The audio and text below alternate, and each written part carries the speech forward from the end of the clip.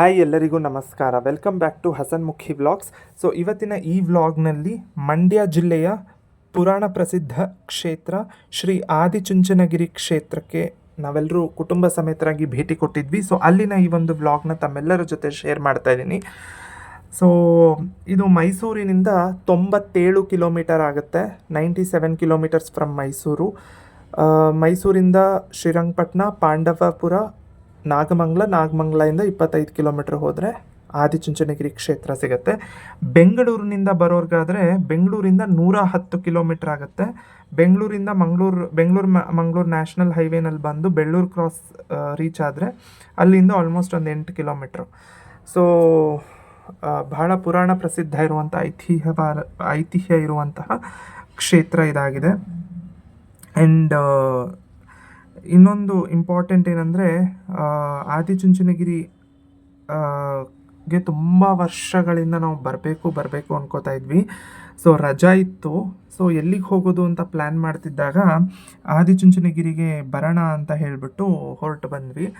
So Adichunchanagiri ಏನಿದೆ, so ಈ ಒಂದು ಬೆಟ್ಟ, ಚುಂಚನಗಿರಿ ಬೆಟ್ಟ, ಸೊ ಆಲ್ಮೋಸ್ಟು ಸಮುದ್ರ ಮಟ್ಟದಿಂದ, ಆ ಗಿರಿ ಏನಿದೆ ಸಮುದ್ರ ಮಟ್ಟದಿಂದ ಸುಮಾರು 3221 ಅಡಿ ಎತ್ತರ ಇದೆ ಅಂತ ಹೇಳ್ತಾರೆ. ಸುತ್ತ ಗಿಡ ಮರ ಹಸಿರು, ತುಂಬ ಪ್ರಶಾಂತವಾಗಿದೆ. ಆ್ಯಂಡ್ ಪುರಾಣ ಜಾನಪದ ಸಾಹಿತ್ಯಗಳಿಂದ ಇಲ್ಲಿ ತಪೋಭೂಮಿಯಾಗಿತ್ತು ಅನ್ನೋದ್ರ ಬಗ್ಗೆ ಕೂಡ ಮಾಹಿತಿ ಇದೆ. ಸೊ ಈ ಮಠ, ಸ್ವಾಮಿಯ ದಿವ್ಯ ಸಾನ್ನಿಧ್ಯ ಮಠ ಏನಿದೆ, ಸೊ ಒಂದು ಬೆಟ್ಟದ ಮೇಲಿದ್ದು, ಸೊ ಈ ಒಂದು ಬೆಟ್ಟದ ಶಿಖರ ಏನಿದೆ ಅದನ್ನು ಆಕಾಶ ಭೈರವ ಅಂತ ಹೇಳಿ ಕೂಡ ಕರೀತಾರೆ. ಆ್ಯಂಡ್ ಇಲ್ಲಿ ಒಂದು ಪವಿತ್ರವಾದಂತಹ ಸರೋವರ ಕೂಡ ಇದೆ, ಬಿಂದು ಸರೋವರ ಅಂತ ಹೇಳಿ ಕೂಡ ಕರೀತಾರೆ. ಸೊ ಆದಿಚುಂಚನಗಿರಿ ಅತ್ಯಂತ ಪ್ರಾಚೀನ ವಾದಂತಹ ಧರ್ಮಕ್ಷೇತ್ರ ಹಾಗೂ ತಪೋಭೂಮಿ. ಆಲ್ಮೋಸ್ಟ್ 2000 ವರ್ಷಕ್ಕಿಂತ ಹಿಂದಿನ ಇತಿಹಾಸವನ್ನು ಹೊಂದಿದೆ ಅಂತ ಹೇಳ್ತಾರೆ. ಸೊ ಇದು ಎಂಟ್ರೆನ್ಸ್, ನಾವೀಗ ಎಂಟ್ರಾಗಿ ಹೋಗ್ತಾ ಇರೋದು. ಎಂಟ್ರಿನಲ್ಲಿ ಒಂದಷ್ಟು ಅಂಗಡಿಗಳೆಲ್ಲ ಇದ್ದಾವೆ. ಸೊ ಇಲ್ಲಿ ನಡ್ಕೊಂಡು ಹೋಗ್ತಾ ಇದ್ದೀವಿ. ಸೊ ನಾವು ರೀಚ್ ಆಗಬೇಕಾದ್ರೆ ಆಲ್ಮೋಸ್ಟ್ 1 ಗಂಟೆ ಹತ್ತತ್ರ ಆಗಿತ್ತು. ನಾವು ಬೆಳಗ್ಗೆ ಮೈಸೂರಿಂದ ಪ್ರಾರಂಭ ಮಾಡಿದ್ದು 10:00ಗೆ. ಸೊ ಮಧ್ಯದಲ್ಲಿ 1-2 ಕಡೆ ಸ್ಟಾಪ್ ಕೊಟ್ಟಿದ್ವಿ. ಆ್ಯಂಡ್ ಶ್ರೀನಿಕಾ ತುಂಬ ಚಿಕ್ಕವಳಾಗಿರೋದ್ರಿಂದ ಮಧ್ಯ ಹಠ ಮಾಡ್ತಾ ಇದ್ಲು. ಸೊ ನಿಲ್ಲಿಸಿ ಹೋಗ್ತಾ ಇದ್ವಿ. ಆ್ಯಂಡ್ ಗೂಗಲ್ ಮ್ಯಾಪ್ ಹಾಕ್ಕೊಂಡೆ ನಾವು ಕೂಡ ಹೋಗಿದ್ದು. ಸೊ ಏನಿದ್ರು ಗೂಗಲ್ ಮ್ಯಾಪ್ ಗೈಡೆನ್ಸ್ ಮೇಲೇ ನಾವು ಇಲ್ಲಿ ತನಕ ಬಂದಿದ್ದು. ಸೊ ಮಧ್ಯದಲ್ಲಿ ಕನ್ಫ್ಯೂಷನ್ಸ್ ಆಗ್ತಾಯಿತ್ತು, ನಿಲ್ಲಿಸ್ಬಿಟ್ಟು ಕೇಳಿಬಿಟ್ಟು ಹೋಗ್ತಾ ಇದ್ವಿ.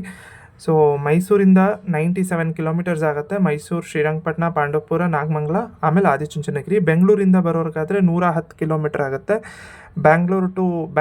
ಮಂಗಳೂರು ನ್ಯಾಷನಲ್ ಹೈವೇನಲ್ಲಿ ಬಂದು ಬೆಳ್ಳೂರು ಕ್ರಾಸ್ಗೆ ರೀಚ್ ಆದರೆ ಅಲ್ಲಿಂದ ಆಲ್ಮೋಸ್ಟ್ 8 ಕಿಲೋಮೀಟರ್ಸ್ ಆಗುತ್ತೆ. ಸೊ ಇಲ್ಲಿನ ಕ್ಷೇತ್ರ ಮಹಿಮೆನ ತಿಳಿಸ್ಕೊಡ್ತೀನಿ. ಸೊ ಮೊದಲನೇದಾಗಿ ಏನಾಯಿತು, ನಾವು ಬರೋವಾಗಲೇ 12:15 ಆಗಿದ್ದರಿಂದ ದೇವಸ್ಥಾನ ಕ್ಲೋಸ್ ಆಗಿತ್ತು. ಯಾಕಂದರೆ 12 ಗಂಟೆಗೆ ದೇವಸ್ಥಾನದ ಬಾಗಿಲು ಹಾಕುತ್ತೆ. ಸೊ ಹಾಗಾಗಿ ನಾವು ಅಲ್ಲಿ ಇದ್ದವರು ಹೇಳಿದ್ರು ಪ್ರಸಾದ ವಿನಿಯೋಗ ಆಗ್ತಾಯಿದೆ, ಸೊ ಫಸ್ಟು ಪ್ರಸಾದ ಸ್ವೀಕಾರ ಮಾಡಿ ಅದಾದಮೇಲೆ ಇದು ಮಾಡಿ, ಯಾಕಂದರೆ 1 ಗಂಟೆ ಹತ್ತತ್ರ ಆಗಿದೆ ನೀವು ಬಂದಿರೋದು, ಸೊ ಹಸ್ಕೊಂಡು ಯಾಕಿರ್ತೀರಾ ಅಂತ ಹೇಳಿದರು. ಸೊ ಹಾಗಾಗಿ ಫಸ್ಟು ಪ್ರಸಾದ ಸ್ವೀಕಾರ ಮಾಡಿದ್ವಿ. ಸೊ ಇದು ಇಲ್ಲಿ ನಮ್ಮ ಪಾದರಕ್ಷೆಗಳನ್ನ ಬಿಡೋದಕ್ಕೆ ಸುಸಜ್ಜಿತವಾಗಿ ವ್ಯವಸ್ಥೆ ಮಾಡಿದರು. ಸೊ ಅಲ್ಲಿ ಪಾದರಕ್ಷೆಗಳನ್ನೆಲ್ಲ ಬಿಟ್ಟು ಅವ್ರನ್ನೇ ಕೇಳಿದ್ವಿ, ದೇವಸ್ಥಾನ ಓಪನ್ ಇದೆಯಾ ಏನು ಅಂತ. ಇಲ್ಲ, ದೇವಸ್ಥಾನ ಈಗ ಕ್ಲೋಸ್ ಆಗಿದೆ, 2 ಗಂಟೆಗೆ ಓಪನ್ ಆಗುತ್ತೆ, ಸೊ ಪ್ರಸಾದ ಸ್ವೀಕಾರ ಮಾಡ್ಕೊಂಬನ್ನಿ ಅಂತ ಹೇಳಿದ್ರು. ಸೊ ಹಾಗೆ ದೇವಸ್ಥಾನದ ಸುತ್ತ ಈಗ ನಡ್ಕೊಂಡು ಹೋಗ್ತಾ ಇದ್ದೀವಿ. ಸೊ ಇಲ್ಲಿನ ಒಂದು ಪುರಾಣ ಕಥೆ ಉಲ್ಲೇಖಗಳನ್ನ ತೊಗೊಂಡು ಕೆಲವೊಂದು ನಾನು ಸರ್ಚ್ ಮಾಡಿ ನೋಡಿದಾಗ ಗೊತ್ತಾಗಿರುವಂಥ ವಿಷಯಗಳನ್ನೂ ಕೂಡ ನಾನು ಈ ವ್ಲಾಗ್ನಲ್ಲಿ ನಾನು ತಮ್ಮ ಜೊತೆಗೆ ಹಂಚ್ಕೋತೀನಿ.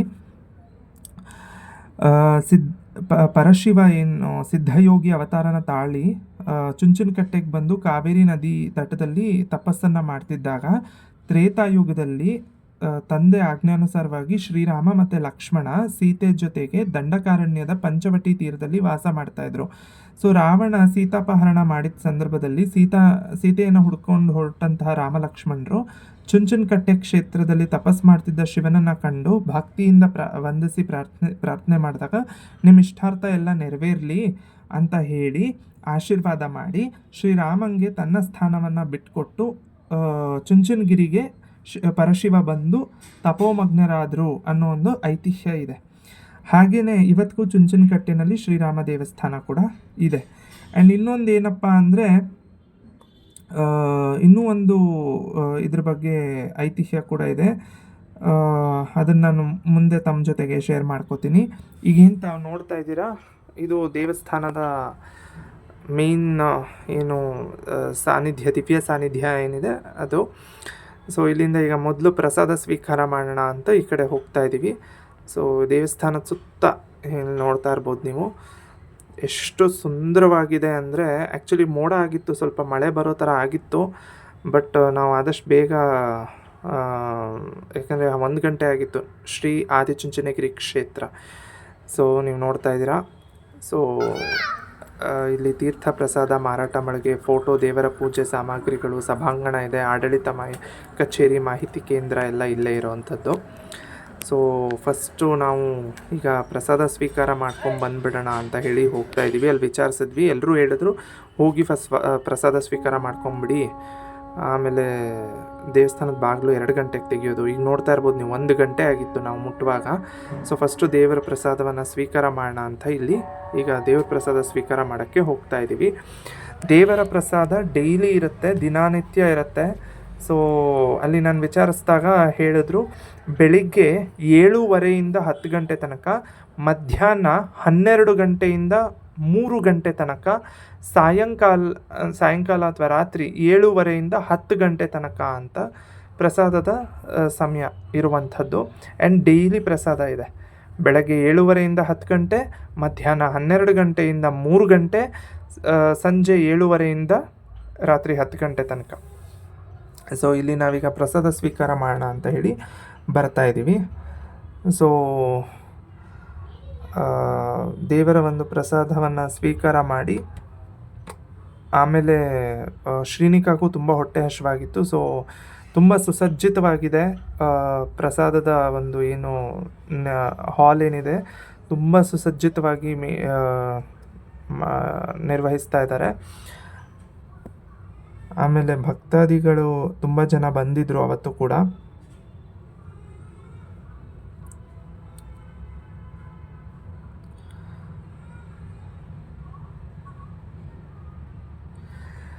ಸೊ ಇಲ್ಲಿ ಸೇವಾರ್ಥ ವಿವರಗಳು ಏನೇನಿದ್ದಾವೆ ಅಂತ ಅದನ್ನು ನಾನು ವಿಡಿಯೋ ಮಾಡ್ಕೊಂಡಿದ್ದೀನಿ. ಇದು ದೇವಸ್ಥಾನದ ಸುತ್ತ ಒಂದಷ್ಟು ಕ್ಲಿಪ್ಪಿಂಗ್ಸ್ನ ನಾನು ತೊಗೊಂಡಿದ್ದೀನಿ. ನಾನು ಆಗಲೇ ಹೇಳಿದೆ, ಚುಂಚನಗಿರಿ ಬೆಟ್ಟ ಏನಿದೆ, ಬೆಟ್ಟದ ಮೇಲೆ ಮಠ ಮತ್ತು ದೇವಸ್ಥಾನ ಎಲ್ಲ ಇರುವಂಥದ್ದು. ಸೊ ಆಲ್ಮೋಸ್ಟ್ ನೀವೀಗ ನೋಡ್ತಾ ಇರ್ಬೋದು. ಸೊ ಕೆಳಗಡೆದು ಟಾಪ್ ವ್ಯೂ ನಾನು ಶೂಟ್ ಮಾಡ್ಕೊಂಡಿದ್ದೀನಿ. ಸುತ್ತ ಗಿಡ ಮರ, ಆಮೇಲೆ ಅಲ್ಲೊಂದಷ್ಟು ಅಂಡರ್ ಕನ್ಸ್ಟ್ರಕ್ಷನ್ಸ್ ಎಲ್ಲ ನಡೀತಾ ಇದೆ. ಸ್ಕೂಲ್ ಕಾಣಿಸುತ್ತೆ ನಿಮಗೆ ಅಲ್ಲಿ, ಇನ್ನು ಕೆಲವೊಂದು ಕನ್ಸ್ಟ್ರಕ್ಷನ್ಸ್ ಎಲ್ಲ ನಡೀತಾ ಇದ್ವು. ಸೊ ತುಂಬ ಅದ್ಭುತವಾಗಿದೆ ಆ್ಯಂಡ್ ಮನಸ್ಸಿಗೆ ತುಂಬ ಪ್ರಶಾಂತ ಮತ್ತು ನಿರಾಳ ಅನಿಸುತ್ತೆ. ನೋಡ್ತಾ ಇರ್ಬೋದು ಸುತ್ತ ಬೆಟ್ಟ, ಹಸಿರು ವಾತಾವರಣ. ಆ್ಯಂಡ್ ನಾನೀಗಾಗಲೇ ಒಂದು ಐತಿಹ್ಯ ಹೇಳಿದೆ, ಈಗ ಇನ್ನೊಂದು ಐತಿಹ್ಯದ ಬಗ್ಗೆ ನಾನು ಹೇಳ್ತೀನಿ. ಇಲ್ಲಿ ಇನ್ನೊಂದೇನಪ್ಪ ಅಂದರೆ, ಚುಂಚ ಮತ್ತು ಕಂಚ ಅಂತ ಇಬ್ಬರು ರಾಕ್ಷಸ ಸಹೋದರರನ್ನ ಸಂಹಾರ ಮಾಡಿದ ಸ್ಥಳ ಇದು ಅಂತ ಹೇಳಿ ಕೂಡ ಹೇಳ್ತಾರೆ. ಸೊ ಚುಂಚ ಮತ್ತು ಕಂಚ ಅನ್ನುವಂಥ ಇಬ್ಬರು ರಾಕ್ಷಸರನ್ನು ಸಂಹಾರ ಮಾಡಿರುವಂತಹ, ಶಿವನು ಸಂಹಾರ ಮಾಡಿರುವಂತಹ ಸ್ಥಳ ಇದು ಅಂತ ಕೂಡ ಐತಿಹ್ಯ ಇದೆ. ತುಂಬ ಅದ್ಭುತವಾಗಿದೆ, ನೀವು ನೋಡ್ತಾ ಇರ್ಬೋದು, ಸುಂದರವಾಗಿದೆ. ಸುತ್ತ ಪರಿಸರದ ಒಂದು ಆ ಪ್ರಶಾಂತತೆಯನ್ನು ನೀವು ನೋಡ್ತಾ ಇರ್ಬೋದು, ಎಷ್ಟು ಚೆನ್ನಾಗಿದೆ ಅಂತ ಹೇಳಿ. ಸುಂದರವಾಗಿದೆ ಇದು, ಯಾಕಂದರೆ ಎತ್ತರದಲ್ಲಿರೋದು. ಸೊ ಅಲ್ಲಿಂದ ನಾವು ವಿಡಿಯೋವನ್ನು ಮಾಡ್ಕೊಂಡಿರುವಂಥದ್ದು. ದ್ರಾವಿಡ ಶೈಲಿಯಲ್ಲಿ ದೇವಸ್ಥಾನ ನಿರ್ಮಾಣಗೊಂಡಿದೆ. ಸೊ ತುಂಬ ಸುಸಜ್ಜಿತವಾಗಿ ಬಹಳ ಚೆನ್ನಾಗಿದೆ ದೇವಸ್ಥಾನ. ಇಲ್ಲಿ ದೇವಸ್ಥಾನದ ದರ್ಶನದ ಸಮಯ, ಶ್ರೀ ಕಾಲಭೈರೇಶ್ವರ ಸ್ವಾಮಿ ದೇವಸ್ಥಾನದ ದರ್ಶನದ ಸಮಯ ಸೋಮವಾರದಿಂದ ಶನಿವಾರ ತನಕ ಬೆಳಿಗ್ಗೆ 5:30ಯಿಂದ ಮಧ್ಯಾಹ್ನ 12 ಗಂಟೆ ತನಕ, ಆಮೇಲೆ ಮತ್ತೆ ಮಧ್ಯಾಹ್ನ 2 ಗಂಟೆಯಿಂದ ರಾತ್ರಿ 8 ಗಂಟೆ ತನಕ. ಆದರೆ ಭಾನುವಾರ ಮತ್ತು ಅಮಾವಾಸ್ಯೆ ದಿನ ಬೆಳಿಗ್ಗೆ 5:30ಯಿಂದ ಮಧ್ಯಾಹ್ನ 2 ಗಂಟೆ ತನಕ. ಅದಾದಮೇಲೆ 3 ಗಂಟೆಯಿಂದ 8 ಗಂಟೆ ತನಕ ದರ್ಶನದ ಸಮಯ ಇರುತ್ತೆ. ಸೊ ಈಗ ನೀವು ಇಲ್ಲಿ ಸುತ್ತ ನಾನು ಅದನ್ನೇ ಟಾಪ್ ವ್ಯೂದು ಒಂದಷ್ಟು ಫೋಟೋಸ್ ಸುತ್ತ ಕ್ಲಿಪ್ಪಿಂಗ್ಸ್ಗಳನ್ನ ನಾನು ತೊಗೊಂಡಿದ್ದೀನಿ. ಆ್ಯಂಡ್ ಇನ್ನೊಂದೇನಪ್ಪ ಅಂದರೆ ಶಿವನು ತಪಸ್ಸಿಗೆ ಕುಳಿತ ಪವಿತ್ರ ಸ್ಥಳ ಇದು. ಸೊ ಜ್ವಾಲಾಪೀಠ ಶಿವ ತಪಸ್ಸಿಗೆ ಕುಳಿತಂಥ ಪವಿತ್ರ ಸ್ಥಳ ಅಂತ. ಹಾಗೆ ಭಕ್ತರಿಗೆ ಡೈಲಿ ದಾಸೋಹ ವ್ಯವಸ್ಥೆ ಮತ್ತು ಉಳ್ಕೊಳ್ಳೋದಕ್ಕೆ ಸುಸಜ್ಜಿತ ವಸತಿ ವ್ಯವಸ್ಥೆ ಕೂಡ ಇದೆ. ಸೊ ಈಗ ನೀವು ನೋಡ್ತಾ ಇರ್ಬೋದು. ಸೊ ನಾನು ಅದನ್ನು ಝೂಮ್ ಮಾಡಿ ಒಂದಷ್ಟು ಕ್ಲಿಪ್ಪಿಂಗ್ಸ್ನ ತೊಗೊಂಡಿದ್ದೀನಿ. ಈಗ ಮಧ್ಯಾಹ್ನ 2 ಗಂಟೆ ಆಯಿತು. ಸೊ 2 ಗಂಟೆ ಆದ ಕೂಡಲೇ ಎಲ್ಲರೂ ಭಕ್ತಾದಿಗಳೆಲ್ಲರೂ ದೇವರ ದರ್ಶನಕ್ಕೋಸ್ಕರ ಅಲ್ಲಿ ಕಾಯ್ತಾ ಇರುವಂಥದ್ದು ನೀವು ಕಾಣ್ತಾ ಇದೆ. ಸೊ ನಾವು ಕೂಡ ಈಗ 2 ಗಂಟೆ ಆಯ್ತಲ್ಲ, ಸೊ ದರ್ಶನಕ್ಕೆ ಹೊರಡೋಣ ಅಂತ ಹೇಳಿ ಹೋಗ್ತಾ ಇದ್ದೀವಿ. ಈಗ ಇಲ್ಲಿ ದೇವರ ದರ್ಶನಕ್ಕೆ ನಾವು ಹೋಗ್ತಾ ಇದ್ದೀವಿ. ಸೊ ಇಲ್ಲೆಲ್ಲರೂ ಕಾಯ್ತಾ ಇರೋವಂಥದ್ದು 2 ಗಂಟೆ ಆದ ಕಾರಣ ಎಲ್ಲರಿಗೂ ಇವಾಗ ದೇವರ ದರ್ಶನಕ್ಕೆ ಅವಕಾಶ ಮಾಡಿಕೊಡ್ತಾ ಇದ್ದಾರೆ. ಸೊ ಹಾಗಾಗಿ ದೇವರ ದರ್ಶನಕ್ಕೆ ಹೋಗ್ತಾ ಇದ್ದೀವಿ. ಶ್ರೀ ಕಾಲಭೈರೇಶ್ವರ ಸ್ವಾಮಿಯ ದಿವ್ಯ ಸನ್ನಿಧಾನ. ಸೊ ನೀವು ನೋಡ್ತಾ ಇರ್ಬೋದು, ಶ್ರೀ ಕಾಲಭೈರೇಶ್ವರ ಸ್ವಾಮಿ ಸನ್ನಿಧಿ ದಿವ್ಯ ಸನ್ನಿಧಾನ. ಸೊ ಇದು ದೇವಸ್ಥಾನವನ್ನು ನಾವು ಈಗ ಪ್ರವೇಶ ಮಾಡ್ತಾ ಇದ್ದೇವೆ, ಸ್ವಾಮಿಯ ದಿವ್ಯ ಸಾನ್ನಿಧ್ಯವನ್ನು. ಸೊ ನೀವು ನೋಡ್ತಾ ಇರ್ಬೋದು, ದ್ರಾವಿಡ ಶೈಲಿಯಲ್ಲಿ ನಿರ್ಮಾಣ ಆಗಿರುವಂಥ ದೇವಸ್ಥಾನ ಮತ್ತು ತುಂಬ ಅದ್ಭುತವಾಗಿದೆ ವಾಸ್ತುಶಿಲ್ಪ. ಇಲ್ಲಿನ ಒಂದು ವಾಸ್ತುಶಿಲ್ಪ. ಆ್ಯಂಡ್ ಪ್ರತಿಯೊಂದು ಕಂಬದ ಮೇಲೂ ಕೂಡ ಕಾಲಭೈರವ ಸ್ವಾಮಿಯ ಬೇರೆ ಬೇರೆ ರೂಪಗಳನ್ನು ನೀವು ನೋಡ್ಬೋದು. ಸೊ ತುಂಬ ಅದ್ಭುತವಾಗಿದೆ. ಮೊದಲು ಪ್ರವೇಶ ಮಾಡಿದ ಕೂಡಲೇ ವಿಘ್ನ ನಿವಾರಕ ಮಹಾಗಣಪತಿಯ ಒಂದು ದರ್ಶನವನ್ನು ಮಾಡುವಂಥದ್ದು. ಸೊ ಫಸ್ಟು ಗಣೇಶನ ಒಂದು ದರ್ಶನ, ಸೊ ಮಹಾಗಣಪತಿ ಸ್ವಾಮಿಯ ದರ್ಶನವನ್ನು ಮಾಡಿಕೊಂಡು ನಂತರದಲ್ಲಿ ಸುಬ್ರಹ್ಮಣ್ಯ ಸ್ವಾಮಿಯ ದರ್ಶನ ಮಾಡುವಂಥದ್ದು. ನಾನು ಆಗಲೇ ಹೇಳ್ತಾ ಇದ್ದೆ ಪುರಾಣ ಪ್ರಸಿದ್ಧ ಐತಿಹ್ಯ ಇದೆ ಅಂತ ಹೇಳಿ. ಸೊ ಅದರಲ್ಲಿ ಈಗ ಆಲ್ರೆಡಿ ಹೇಳಿದೆ ನಾನು, ಚುಂಚ ಮತ್ತು ಕಂಚ ಅನ್ನೋ ಇಬ್ಬರು ರಾಕ್ಷಸ ಸಹೋದರರು ದಟ್ಟವಾದ ಅರಣ್ಯದಲ್ಲಿ, ಈ ಒಂದು ಚುಂಚನಗಿರಿಯ ಅರಣ್ಯದಲ್ಲಿ ವಾಸವಾಗಿದ್ದರು. ತುಂಬ ಜನರಿಗೆ ಹಿಂಸೆ ಕೊಡ್ತಾಯಿದ್ರು. ಅವರನ್ನು ಶಿವ ಆ ಇಬ್ಬರು ರಾಕ್ಷಸರನ್ನು ಸಂಹಾರ ಮಾಡಿದಾಗ ಮೊದಲು ಚುಂಚ ಇಲ್ಲಿ ವಾಸ ಮಾಡ್ಕೊಂಡಿದ್ದರಿಂದ ಈ ಗಿರಿಗೆ ಚುಂಚನಗಿರಿ ಅನ್ನೋ ಹೆಸರು ಬಂತು ಅಂತ ಜಾನಪದ ಸಾಹಿತ್ಯದಿಂದ ಕೂಡ ತಿಳಿದು ಬರುತ್ತೆ. ಸೊ ನೀವು ನೋಡ್ತಾ ಇರ್ಬೋದು, ಇಲ್ಲಿ ವಾಸ್ತುಶಿಲ್ಪ ನೀವು ನೋಡ್ತಾ ಇರ್ಬೋದು ಎಷ್ಟು ಅದ್ಭುತವಾಗಿದೆ ಅಂತ ಹೇಳಿ.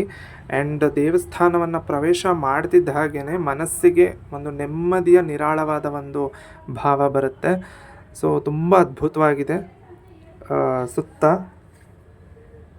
ಆ್ಯಂಡ್ ಇನ್ನೊಂದು ಏನಪ್ಪ ಅಂತ ಹೇಳಿದ್ರೆ, ಶಿವ ತಪಸ್ಸಿಗೆ ಕುಳಿತಿರುವಂಥ ಪವಿತ್ರವಾದ ಸ್ಥಳ ಇದು. ಸೊ ಹಾಗಾಗಿ ಅವರ ತೇಜಸ್ಸಿನ ಅಂಶದಿಂದ ಕೂಡಿರೋದ್ರಿಂದ ಈ ಪೀಠನ ಜ್ವಾಲಾಪೀಠ ಅಂತ ಕೂಡ ಕರೀತಾರೆ.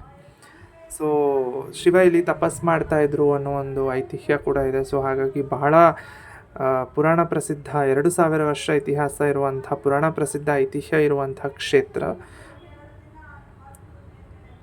ಸೊ ಈಗ ನಾವು ಮಹಾಗಣಪತಿ ಹಾಗೆ ಸುಬ್ರಹ್ಮಣ್ಯ ಸ್ವಾಮಿಯ ದರ್ಶನವನ್ನು ಮಾಡಿಕೊಂಡು, ಫಸ್ಟು ಮಹಾಗಣಪತಿ ದರ್ಶನ, ಅದಾದಮೇಲೆ ಸುಬ್ರಹ್ಮಣ್ಯ ಸ್ವಾಮಿ ದರ್ಶನ, ಅದಾದಮೇಲೆ ಇವಾಗ ನಾವು ಇಲ್ಲೇನು ಹೋಗ್ತಾ ಇದ್ದೀವಿ, ಶ್ರೀ ಕಾಲಭೈರೇಶ್ವರ ಸ್ವಾಮಿಯ ದಿವ್ಯ ಸಾನ್ನಿಧ್ಯಕ್ಕೆ ಈಗ ನಾವು ದರ್ಶನಕ್ಕೆ ಹೋಗ್ತಾ ಇದ್ದೀವಿ. ಸೊ ದೇವಸ್ಥಾನದ ಪ್ರಾಂಗಣವನ್ನು ಪ್ರವೇಶ ಮಾಡ್ತಿದ್ದ ಹಾಗೆಯೇ ಮೊದಲು ಮಹಾಗಣಪತಿ ಸ್ವಾಮಿ, ಸುಬ್ರಹ್ಮಣ್ಯ ಸ್ವಾಮಿ, ಅದಾದಮೇಲೆ ಇವಾಗ ಕಾಲಭೈರೇಶ್ವರ ಸ್ವಾಮಿಯ ದಿವ್ಯ ಸನ್ನಿಧಾನಕ್ಕೆ ದರ್ಶನಕ್ಕೆ ಹೋಗ್ತಾ ಇದ್ದೀವಿ. ತುಂಬ ಅದ್ಭುತವಾಗಿದೆ. ಆ್ಯಂಡ್ ದೇವರ ಆಶೀರ್ವಾದ ಎಲ್ಲರ ಮೇಲೂ ಇರಲಿ ಅಂತ ಹೇಳಿ ಪ್ರಾರ್ಥನೆ ಮಾಡ್ತೇನೆ. ಈ ಮೂಲಕ, ಈ ವ್ಲಾಗ್ ಮುಖಾಂತರ ಯಾರೆಲ್ಲ ವ್ಲಾಗ್ನ ನೋಡ್ತಾ ಇದ್ರು ಎಲ್ರಿಗೂ ದೇವರು ಆಶೀರ್ವಾದ ಮಾಡಲಿ ಅಂತ ಪ್ರಾರ್ಥನೆ ಮಾಡ್ತೀನಿ. ಹಾಗೆ ಯಾರೆಲ್ಲ ಆದಿಚುಂಚನಗಿರಿ ಕ್ಷೇತ್ರಕ್ಕೆ, ಮಠಕ್ಕೆ ಬಂದಿಲ್ವೋ ದಯವಿಟ್ಟು ಭೇಟಿ ಕೊಡಿ ಅಂತ ಕೂಡ ನಾನು ಹೇಳ್ತೇನೆ. ತುಂಬ ಅದ್ಭುತವಾಗಿದೆ, ತುಂಬ ಚೆನ್ನಾಗಿದೆ. ಸೊ ಒಮ್ಮೆ ಖಂಡಿತವಾಗ್ಲೂ ಭೇಟಿ ಕೊಡಲೇಬೇಕು. ಸೊ ತುಂಬ ಅದ್ಭುತವಾಗಿತ್ತು. ಆ್ಯಂಡ್ ಇದಾದಮೇಲೆ ಮಾಳಮ್ಮ ತಾಯಿಯ ದಿವ್ಯ ಸನ್ನಿಧಾನ ಇದೆ. ಹಾಗೆ ಆದಿಶಕ್ತಿ ಸ್ತಂಭಾಂಬಿಕಾ ದೇವಿಯ ಸನ್ನಿಧಾನ ಕೂಡ ಇದೆ. ಅದನ್ನು ನಾನು ಆಮೇಲೆ ವಿಡಿಯೋ ಮಾಡ್ಕೊಳ್ಳಿಲ್ಲ, ಯಾಕಂದರೆ ನನಗೂ ಅನ್ನಿಸ್ತು ನಾವು ಸಾನ್ನಿಧ್ಯಕ್ಕೆ ಬಂದ ಮೇಲೆ ವಿಡಿಯೋ ಮಾಡ್ಕೊಂಡು ಕೂತ್ಕೊಳ್ಳೋದು ಅಷ್ಟು ಸೂಕ್ತ ಇರಲ್ಲ ಅಂತ ಹೇಳಿ. ಆಮೇಲೆ ಅಲ್ಲೂ ಹೇಳ್ತಾಯಿದ್ರು, ದೇವಸ್ಥಾನಕ್ಕೆ ಬಂದಿದ್ದೀರಾ ವಿಡಿಯೋ ಮಾಡೋದನ್ನೇ ಮಾಡ್ತಾ ಇರಬೇಡಿ ಅಂತ. ಸೊ ಹಾಗಾಗಿ ನಾನು ಅಲ್ಲಿ ಅದು ಸ್ಟಾಪ್ ಮಾಡಿದೆ. ಆ್ಯಂಡ್ ಅಲ್ಲಿ ಆದಿಶಕ್ತಿ ಸ್ತಂಭಾಂಬಿಕಾ ದೇವಿ ಸನ್ನಿಧಾನ ಅಂತ ಏನು ಹೇಳಿದೆ, ಅಲ್ಲಿ ಮಕ್ಕಳಾಗದೇ ಇರೋರು, ಮದುವೆ ಆಗದೇ ಇರೋರು, ಆರೋಗ್ಯ ಸಮಸ್ಯೆ ಇರೋರು, ಕುಟುಂಬ ಸಮಸ್ಯೆ ಇರೋರು, ಜಾನುವಾರು ಸಮಸ್ಯೆ ಇರೋರೆಲ್ಲ ಬಂದು ಹರಕೆ ಹೊತ್ಕೊಂಡು ಪ್ರಾರ್ಥನೆ ಸಲ್ಲಿಸಿದ್ರೆ ನೆರವೇರುತ್ತೆ ಅನ್ನುವಂಥ ಒಂದು ನಂಬಿಕೆ ಇರುವಂಥದ್ದು. ಸೊ ಆದಿಶಕ್ತಿ ಸ್ತಂಭಾಂಬಿಕಾ ದೇವಿ ಅಂತ. ಸೊ ಇದು ಒಂದು ತುಂಬ ಅದ್ಭುತವಾಗಿ ಕಟ್ಟಿದ್ದಾರೆ ಏನೋ ದೇವಸ್ಥಾನ, ಬಟ್ ಅಲ್ಲಿಗೆ ಎಂಟ್ರಿ ಇರಲಿಲ್ಲ. ಸೊ ಏನು ಅಂತ ನಾವು ನೋಡ್ಕೊಂಡು ಬಂದ್ವಿ, ಬಟ್ ಏನು ಅಂತ ಗೊತ್ತಾಗಲಿಲ್ಲ. ಇಲ್ಲಿ ಗಣಪತಿ ಸ್ವಾಮಿಯ ಒಂದು ಕೆತ್ತನೆಯನ್ನು ಮಾಡಲಾಗಿದೆ, ಒಂದೇ ಕಲ್ಲಿನಲ್ಲಿ ತುಂಬ ಅದ್ಭುತವಾಗಿ ಮಾಡಿದ್ದಾರೆ. ಸೊ ಈ ಮೆಟ್ಲುಗಳೇನಿದೆ, ನಾವಲ್ಲಿ ಇವಾಗ ದರ್ಶನಕ್ಕೆ ಅಂತ ಎಂಟ್ರಾದ್ವಲ್ಲ, ಕಾಲಭೈರೇಶ್ವರ ಸ್ವಾಮಿ ದಿವ್ಯ ಸನ್ನಿಧಾನ ಅಂತ ನಾನೇನು ತೋರಿಸಿದೆ. ಸೊ ಆದರೆ ಎಕ್ಸಾಕ್ಟ್ ಆಪೋಸಿಟ್ನಲ್ಲಿ ಈ ಮೆಟ್ಲುಗಳಿದ್ದಾವೆ. ಸುಮಾರು 100ಕ್ಕೂ ಹೆಚ್ಚು ಮೆಟ್ಟಿಲುಗಳಿದ್ದಾವೆ. ಈಗ ನೀವು ನೋಡ್ತಾ ಇರ್ಬೋದು. ಸೊ 100ಕ್ಕೂ ಹೆಚ್ಚು ಮೆಟ್ಲುಗಳಿದ್ದಾವೆ. ನಾನು ಅಪ್ರಾಕ್ಸಿಮೇಟ್ಲಿ ಒಂದು ಎಣಿಸ್ದೆ, ಅಲ್ಲೊಂದು ಇಲ್ಲೊಂದು ಮಿಸ್ ಆಗಿರ್ಬೋದು ಕೌಂಟು. ಅರೌಂಡ್ 150 ಅಂತೂ ಇದೆ, ನಿಯರ್ಲಿ 150 ಸ್ಟೆಪ್ಸ್ ಇದ್ದಾವೆ. ಸೊ ಇಲ್ಲಿ ಮೇಲ್ಗಡೆ ಹೋಗ್ತಾ ನಿಮಗೆ ಮೆಟ್ಲುಗಳನ್ನ ಹತ್ಕೊಂಡು ಹೋದ್ಮೇಲೆ ನಿಮಗೆ ಇಲ್ಲಿ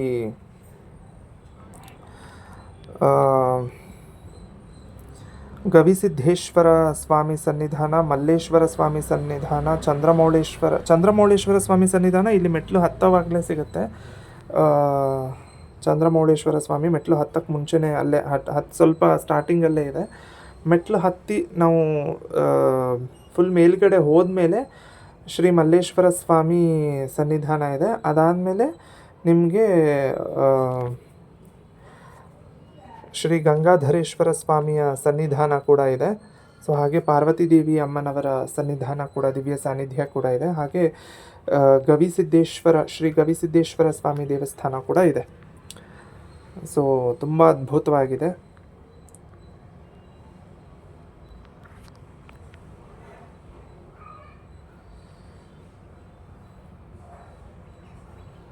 ಸುಮಾರು ಪುರಾಣ ಕಥೆಗಳು ಇದ್ದಾವೆ.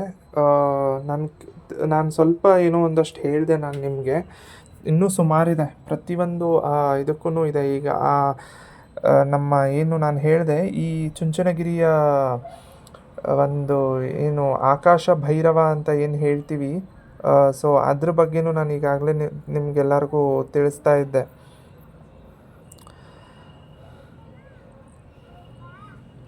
ಬೆಟ್ಟದ ಶಿಖರನ ಆಕಾಶ ಭೈರವ ಅಂತ ಹೇಳ್ತೀವಿ ಅಂತ, ಅದಕ್ಕೂ ಒಂದು ಪುರಾಣ ಕಥೆ ಇದೆ. ಸೊ ಇಲ್ಲಿ ಮಲ್ಲೇಶ್ವರ ಸ್ವಾಮಿ ಸನ್ನಿಧಾನ, ಇದೀಗೇನು ನೋಡ್ತಾ ಇದ್ದೀರಲ್ಲ ಇಲ್ಲಿ, ಇದು ಮಲ್ಲೇಶ್ವರ ಸ್ವಾಮಿ ಸನ್ನಿಧಾನ ಇದು. ಸೊ ಇಲ್ಲೂ ಒಂದು ರೋಡ್ ವೇ ಇದೆ ಬರೋದಕ್ಕೆ. ಸೊ ಇಲ್ಲಿ ಸುಷ್ಮಿತಾ ಅದು ಬಸವಸ್ವಾಮಿ ನಂದಿ ವಿಗ್ರಹ ಏನಿದೆ ಬಸವ, ಸೊ ಅಲ್ಲಿ ನೋಡಿ ಅದನ್ನು ನಾವು ವಿಡಿಯೋ ತೊಗೊಂಡ್ವಿ. ಸುತ್ತ ನೋಡಿ ಹೆಂಗೆ ಎಷ್ಟು ಅದ್ಭುತವಾಗಿದೆ ಅಂತ ಹೇಳಿ. ಸೊ ಇದು ಮಲ್ಲೇಶ್ವರ ಸ್ವಾಮಿ ಸನ್ನಿಧಾನ. ಈಗೇನು ನಾವು ಹೋಗ್ತಾ ಇದ್ದೀವಲ್ಲ, ಇದು ಮಲ್ಲೇಶ್ವರ ಸ್ವಾಮಿ ಸನ್ನಿಧಾನ.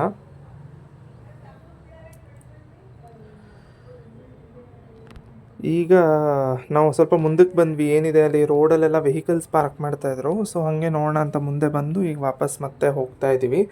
ಸೊ ಮತ್ತೆ ಮುಂದಕ್ಕೆ ಮಲ್ಲೇಶ್ವರ ಸ್ವಾಮಿ ಸನ್ನಿಧಾನ ಏನಿದೆ ಅದರ ಬಲಭಾಗದಲ್ಲಿ ನೀವು ಮೆಟ್ಲತ್ಕೊಂಡು ಹೋದರೆ ನಮಗೆ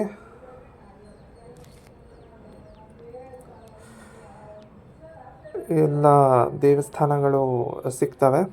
ಸೊ ತುಂಬ ಅದ್ಭುತವಾಗಿದೆ. ಯಾರೆಲ್ಲ ಭೇಟಿ ಕೊಟ್ಟಿಲ್ವೋ ಒಮ್ಮೆ ಭೇಟಿ ಕೊಡಿ ಅಂತ ಹೇಳಿ ನಾನು ಆಶಿಸ್ತೀನಿ. ಸೊ ಇದು ಏನು ಹೇಳಿದ್ರಲ್ಲ, ಗಂಗಾಧರೇಶ್ವರ ಸ್ವಾಮಿಯ ದಿವ್ಯ ಸನ್ನಿಧಾನ. ಸೊ ಗಂಗಾಧರೇಶ್ವರ ಸ್ವಾಮಿ ಹಾಗೆ ಪಾರ್ವತಿ ಅಮ್ಮನವರ ಸಾನ್ನಿಧ್ಯ ಇದೆ. ಹಾಗೆ ಗವಿಸಿದ್ದೇಶ್ವರ ಸ್ವಾಮಿಯ ಸಾನ್ನಿಧ್ಯ ಕೂಡ ಆ ಕಡೆ ಇದೆ. ಸೊ ಶ್ರೀ ಕತ್ತಲೆ ಸೋಮೇಶ್ವರ ಸ್ವಾಮಿ, ಎಲ್ಲ ಸುಮಾರು ದೇವಸ್ಥಾನಗಳಿದ್ದಾವೆ ಇಲ್ಲಿ. ಸೊ ತುಂಬ ಅದ್ಭುತವಾಗಿದೆ. ಯಾರೆಲ್ಲ ಭೇಟಿ ಕೊಟ್ಟಿಲ್ವೋ ಒಮ್ಮೆ ಭೇಟಿ ಕೊಡಿ ಅಂತ ಕೇಳ್ಕೊತೀನಿ.